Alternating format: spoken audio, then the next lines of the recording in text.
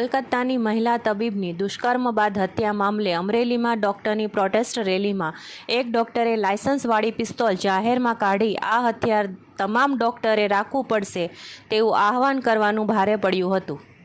આ ઘટનાની વાત કરીએ તો કોલકાતાની મહિલા તબીબની દુષ્કર્મ અને હત્યાની ઘટનામાં અમરેલી મેડિકલ કોલેજના છાત્રાઓ અને ઇન્ટર્ન ડૉક્ટરોએ કેન્ડલ માર્ચ અને વિરોધ પ્રદર્શન રેલી કાઢી હતી।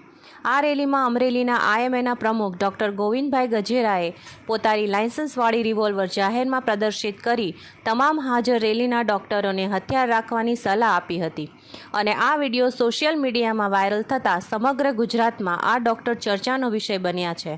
ડૉક્ટર કક્ષાના વ્યક્તિએ મેડિકલ સ્ટુડન્ટ્સ અને ઇન્ટર્ન ડૉક્ટરોને તેમજ રેલીમાં હાજર તમામ ડૉક્ટરોને હિંસાના માર્ગે દોરવાનો સંદેશ આપતા પોલીસ ખુદ ફરિયાદી બની ડૉક્ટર સામે ગુનો નોંધ્યો હતો।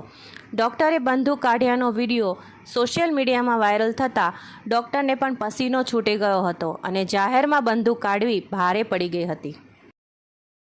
ખબર પડે તમારા વખતે ફરજિયાત થઈ જશે, તમારા વખતે ફરજિયાત થઈ જશે, ત્યાં સુધી છૂટકો નથી અને આપણી યુનિટી છે ને એ જ મોટું હથિયાર છે। યુનિટી માટે નાની તકલીફ લાગે તો તમે એને કોન્ટેક્ટ કરો, કોઈ પણ ડાક્ટરને કે હથિયાર રાખવું જરૂરી। હા, લાયસન્સ હજી કહું છું લાયસન્સ લઈને રાખવાનું, લાયસન્સ રાખવાનું કાંઈ વાંધો નહીં અને ઓમ રાખો તો ઓમે મૂકી દેવાનું। જાહેરમાં કહું છું, એમાં કાંઈ વાંધો નહીં, જાહેરમાં કહું વાંધો નહીં, છાપજો।